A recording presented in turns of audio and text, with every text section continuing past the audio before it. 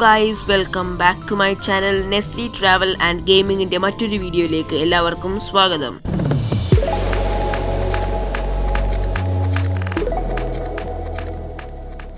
Guys, ഞാൻ ഇന്നലെ ഒരു വീഡിയോ ഇട്ടിരുന്നു നമ്മുടെ കൊടൈക്കനാൽ ട്രിപ്പിന്റെ പാർട്ട് 1 വീഡിയോ.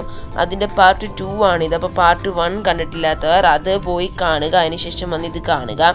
പിന്നെ മാത്രമല്ല ഇത് നമ്മുടെ ഈ കൊടൈക്കനാൽ ട്രിപ്പിന്റെ ലാസ്റ്റ് വീഡിയോയും കൂടി ആയിരിക്കും. അപ്പോൾ ഇതിനകത്തായിരിക്കും നമ്മൾ കൊടൈക്കനാൽ വരെ പോകുന്ന ബാക്കിയുള്ള വീഡിയോസ് എല്ലാം ഇടുന്നത്. അപ്പം എന്തായാലും എല്ലാവരും ഇത് കാണുക, വീഡിയോ സ്കിപ്പ് ചെയ്യാതെ തന്നെ കാണുക. അപ്പോൾ നമുക്ക് നേരെ വീഡിയോയുടെ കാഴ്ചകളിലേക്ക് പോകാം.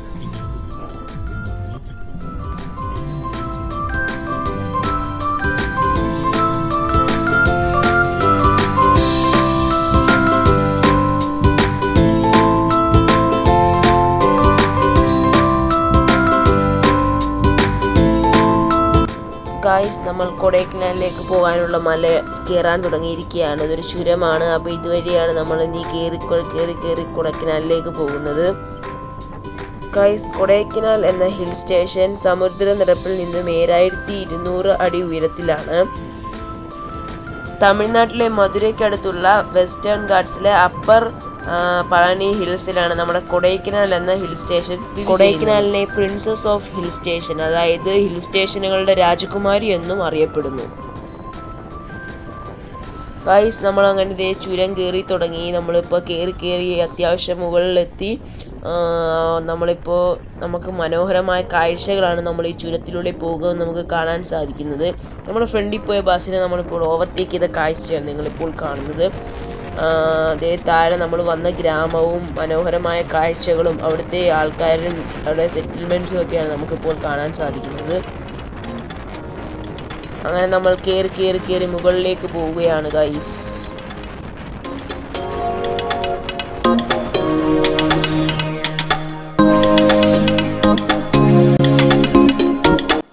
രാവിലെ ഉദിച്ചു വരുന്ന സൂര്യപ്രകാശം അടിച്ചു നിൽക്കുന്ന മല കാണാൻ അടിപൊളിയാണ് ഗൈസ്.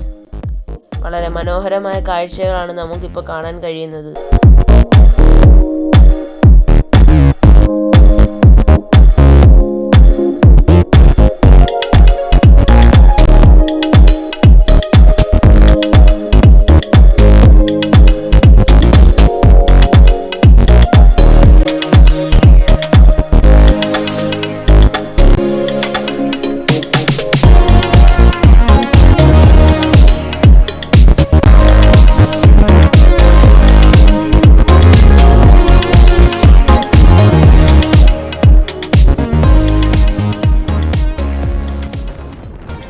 അങ്ങനെ കിട്ടി. മലയുടെ ബാക്കിൽ നിന്നും സൂര്യൻ ഉദിച്ചു വരുന്ന വീഡിയോ നമുക്ക് കിട്ടി ഗൈസ്.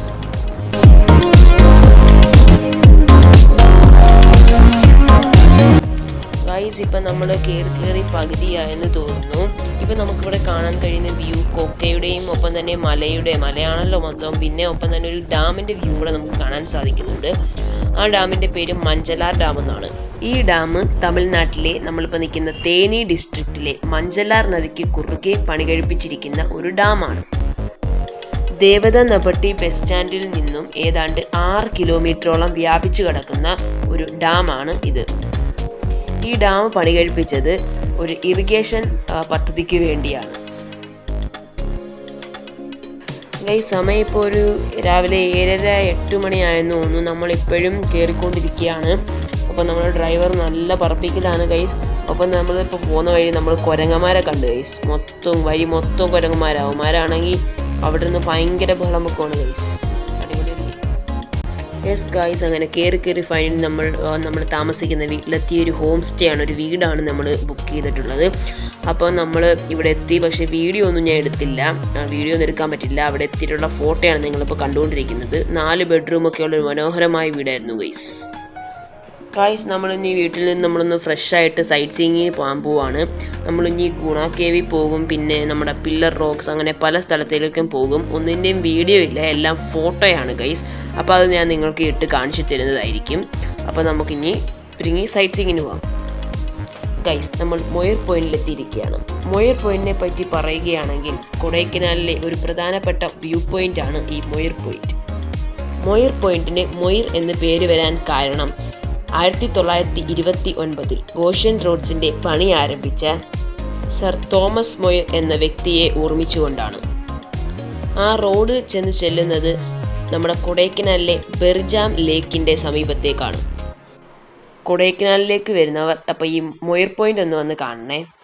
ഇപ്പം നിങ്ങൾ കണ്ടുകൊണ്ടിരിക്കുന്നത് ഞങ്ങൾ അവിടെ ചെന്നെടുത്ത ഫോട്ടോസൊക്കെയാണ്.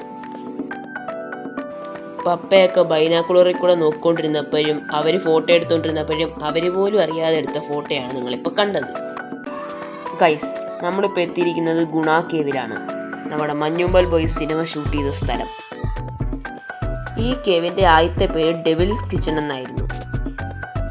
1991 കമലഹാസൻ അഭിനയിച്ച ഗുണ എന്ന സിനിമ ഇവിടെ വെച്ച് ഷൂട്ട് ചെയ്തതിന് ശേഷമാണ് ഈ കേവിന് ഗുണ കേവ് എന്ന് പേര് വന്നത്. ഈ കേവിനെ പറ്റി കൂടുതൽ കാര്യങ്ങൾ മഞ്ഞുമ്മൽ ബോയ്സ് സിനിമ കണ്ടവർക്കറിയാം, അതുകൊണ്ട് ഞാൻ ഇതിനെപ്പറ്റി കൂടുതൽ പറയുന്നില്ല. നമുക്ക് അടുത്ത സ്ഥലത്തേക്ക് പോവാം. ഗൈസ്, ഇപ്പം നമ്മൾ എത്തിയിരിക്കുന്നത് പില്ലർ റോക്കിലാണ്. പില്ലർ റോക്കിനെ കുറിച്ച് പറയുകയാണെങ്കിൽ ഇവിടെയുള്ള ആ 2 പാറക്കെട്ടുകളുടെ ഇടയ്ക്ക് ഒരു സ്ഥലമുണ്ട്. ആ സ്ഥലത്തെയാണ് ഡെവിൾസ് കിച്ചൺ എന്ന് വിളിക്കുന്നതെന്നാണ് പറയുന്നത്. പിന്നെ ഇതിനെപ്പറ്റി ഒരു കഥയും കൂടെ ഉണ്ട്. അതായത് ഡേവിഡ് എന്ന് പറഞ്ഞൊരു മനുഷ്യൻ തൻ്റെ ഭാര്യയായ ഐറൻ ഗെല്ലിക്ക് വേണ്ടി സ്ഥാപിച്ച ഒരു വെള്ള കളറിലുള്ള ക്രോസ് അവിടെ ഉണ്ട് എന്നാണ് പറയുന്നത്. അതായത് ഇവരുടെ ഹണിമൂണിൻ്റെ സമയത്ത് ഈ ഐറൻ ഗെല്ലി അതിൻ്റെ മുകളിൽ നിന്നും തെന്നി താഴെ വീണുവെന്നും അതിൻ്റെ ഓർമ്മയ്ക്കായിട്ട് അദ്ദേഹം അവിടെ ഒരു വെള്ള ക്രോസ് സ്ഥാപിച്ചിട്ട് അദ്ദേഹം അവിടെ ചാടി മരിച്ചുവെന്നും എന്നാണ് പറയപ്പെടുന്നത്. ഇത് സത്യമാണോ അതോ വെറും ഒരു കഥയാണോ എന്നൊന്നും എനിക്ക് അറിഞ്ഞുകൂടാ. എന്തായാലും ഇതേ കണക്കൊരു കഥയും ആ സ്ഥലത്തെ പറ്റി നമുക്ക് കേൾക്കാൻ സാധിക്കുന്നുണ്ട് ഗൈസ്. നമ്മൾ പില്ലർ റോക്കിൽ നിന്നും വിട്ടതിന് ശേഷം ഞങ്ങൾ ഈ കാണുന്ന പൈൻ ഫോറസ്റ്റിലേക്കാണ് വന്നത്. പക്ഷേ ഇതിൻ്റെ വീഡിയോസൊക്കെ എടുക്കാൻ ഞാൻ മറന്നുപോയി. ഈ ഒരു കാണുന്ന ഒരു ഫോട്ടോ മാത്രമേ എൻ്റെ കയ്യിലുള്ളൂ ഗൈസ്. നമ്മൾ ഇന്ന് കൊടൈക്കനാൽ മൊത്തം കണ്ടു കഴിഞ്ഞു. അപ്പോൾ നാളെ നമ്മൾ ഇവിടുന്ന് പോവുകയാണ്. നമ്മൾ വാഗമണിലേക്കാണ് പോകുന്നത്. പക്ഷേ വാഗമണിലെ കാഴ്ചകളൊന്നും ഞാൻ കാണിക്കത്തില്ല. പകരം നമ്മൾ പോകുന്ന വഴിക്കുള്ള പല സ്ഥലങ്ങളും നമ്മൾ കാണിക്കുന്നതായിരിക്കും ഗൈസ്. ഇന്ന് രാവിലെ തന്നെ നമ്മൾ കൊടൈക്കനാലിൽ നിന്നും വിട്ടു. കൊടൈക്കനാലിൽ നിന്ന് വിട്ടതിന് ശേഷം നമ്മളിപ്പോൾ കമ്പം എത്തി. അപ്പോൾ കമ്പത്തുള്ള ഈ മുന്തിരിത്തോട്ടത്തിലാണ് നമ്മളിപ്പോൾ എത്തി നിൽക്കുന്നത് ഗൈസ്. ഈ ഒരു ഏരിയ മാത്രമേ ഇപ്പോൾ മുന്തിരിയുള്ളൂ. അപ്പോൾ ഇവിടെ മൊത്തം ഇപ്പോൾ ടൂറിസ്റ്റുകളുണ്ട്. അപ്പം മുന്തിരി പറിക്കാൻ പാടില്ല, പറിച്ചു കഴിഞ്ഞാൽ 500 രൂപ ഫൈനാണെന്ന് അവിടെ എഴുതി വെച്ചിട്ടുണ്ട് ഗൈസ്. മുന്തിരി കളിക്കുന്ന സീസൺ എനിക്ക് അറിഞ്ഞുകൂടാ. പക്ഷേ ഇവിടെ ഇപ്പോൾ നല്ല പൊരിഞ്ഞ വെയിലത്തും ചൂടത്തുമാണ് നിൽക്കുന്നത്. കുറേ മുന്തിരിയും ഉണ്ട്. എന്തായാലും നമ്മളും ഇവിടുന്ന് 4 മുന്തിരി തൈ വാങ്ങിച്ചിട്ടുണ്ട്. അപ്പം 50 രൂപയാണെന്ന് തോന്നുന്നു. 4 എണ്ണം വാങ്ങിച്ചു. നമ്മളിവിടെ നിന്നും കുറേ ഫോട്ടോസൊക്കെ എടുത്തു. ഇവിടെ തന്നെ അപ്പുറത്ത് ഇവിടെ ജ്യൂസ് സ്റ്റാളുണ്ട്. അപ്പം ജ്യൂസ് അടിച്ചു കൊടുക്കുന്നുണ്ട്. അത് മേടിച്ച് കുടിക്കാം. എത്ര രൂപയാണെന്ന് എനിക്ക് അറിഞ്ഞുകൊണ്ട് അവർ എഴുതി വെച്ചിട്ടുണ്ടാവും. 100 രൂപയാണെന്ന് തോന്നുന്നു ഗൈസ്. നമ്മൾ മുന്തിരിത്തോട്ടത്തിൽ നിന്നും വിട്ടു. അപ്പോൾ നമ്മൾ ഇനി അവിടെ നിന്നും വാഗമണിലേക്ക് പോവുകയാണ്. അവിടെ നിന്ന് ഞാനെടുത്ത ഫോട്ടോയാണ് നിങ്ങളിപ്പോൾ കണ്ടുകൊണ്ടിരിക്കുന്നത് ഗൈസ്. നമ്മൾ ആ മുന്തിരിത്തോട്ടത്തിൽ നിന്നും വിട്ടിട്ട് ഏതാണ്ട് 2-3 മണിക്കൂർ കഴിഞ്ഞു. അപ്പം നമ്മൾ ഇപ്പോൾ കേരള തമിഴ്നാട് ബോർഡറിലാണ്. ഇപ്പം നമ്മൾ തമിഴ്നാട് വിടാൻ പോവുകയാണ്. ഇവിടുന്ന് വിട്ടിട്ട് നമ്മൾ ഇനി ഇടുക്കിയിലേക്കാണ് കയറാൻ പോകുന്നത്. അപ്പോൾ നമ്മുടെ തമിഴ്നാട് കേരള ബോർഡർ ക്രോസിങ് കാഴ്ചകളാണ് നിങ്ങളിപ്പോൾ കണ്ടുകൊണ്ടിരിക്കുന്നത്. ഫ്രണ്ടിൽ നമ്മളുടെ തമിഴ്നാട് RTC ബസ്സാണ് പോകുന്നത്. സൈഡിലൊക്കെ ആ ബസ്സുകളാണ് കിടക്കുന്നത്. ഇപ്പോൾ നമുക്കൊരു ബോർഡ് കാണാൻ സാധിക്കുന്നുണ്ട്. കോട്ടയം 110 കിലോമീറ്റർ എന്നൊക്കെ പറഞ്ഞിട്ട് ശബരിമലയാണ് അപ്പുറത്ത് കൊടുത്തിരിക്കുന്നത്. അപ്പം കണ്ടില്ലേ, ശബരിമല 129 കിലോമീറ്റർ, കൊട്ടാരക്കര 136 കിലോമീറ്റർ എന്നൊക്കെ പറഞ്ഞ് നമ്മളിപ്പോൾ കേരളത്തിലേക്ക് കയറാൻ പോവാണ് ഗൈസ്. നമ്മുടെ കേരളത്തിലേക്ക് നമ്മൾ കയറാൻ പോവുകയാണ്. യെസ് ഗൈസ്, നമ്മളങ്ങനെ കേരളത്തിൽ കയറി ഗൈസ്. നമ്മളിപ്പോൾ കേരള തമിഴ്നാട് ബോർഡർ ക്രോസ് ചെയ്തു. ഇപ്പം നമ്മൾ ഏതോ തോട്ടങ്ങളുടെ നടുക്കൂടെ പോയിക്കൊണ്ടിരിക്കുകയാണ് ഗൈസ്. നമ്മളിനി വാഗമണിലേക്കാണ് നമ്മളിപ്പോൾ പോയിക്കൊണ്ടിരിക്കുന്നത്. ഏതൊക്കെയോ തോട്ടങ്ങളാണ് നമുക്കിപ്പോൾ സൈഡിൽ കാണാൻ സാധിക്കുന്നത് ഗൈസ്. നമ്മൾ തേയിലത്തോട്ടങ്ങൾ കണ്ടു തുടങ്ങിയിരിക്കുകയാണ്. ചെറിയൊരു സാമ്പിൾ മാത്രമാണ് കണ്ടു തുടങ്ങിയിട്ടുള്ളത്. ഇനിയും നമ്മൾ തുടങ്ങിയിട്ടില്ല. ഇത് വെറും സാമ്പിളാണ് ഗൈസ്.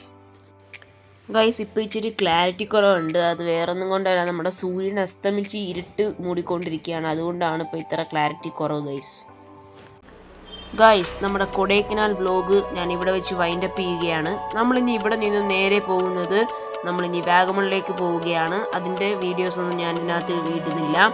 അപ്പം എല്ലാവർക്കും ഈ വീഡിയോ ഇഷ്ടപ്പെട്ടു എന്ന് വിചാരിക്കുന്നു. ഇഷ്ടപ്പെട്ടെങ്കിൽ ലൈക്ക് ചെയ്യുക, ഇഷ്ടപ്പെട്ടില്ലെങ്കിൽ ഡിസ്ലൈക്ക് ചെയ്യുക. നിങ്ങളുടെ അഭിപ്രായങ്ങളും നിർദ്ദേശങ്ങളും വീഡിയോയുടെ താഴെ കമൻറ്റ് ചെയ്യുക.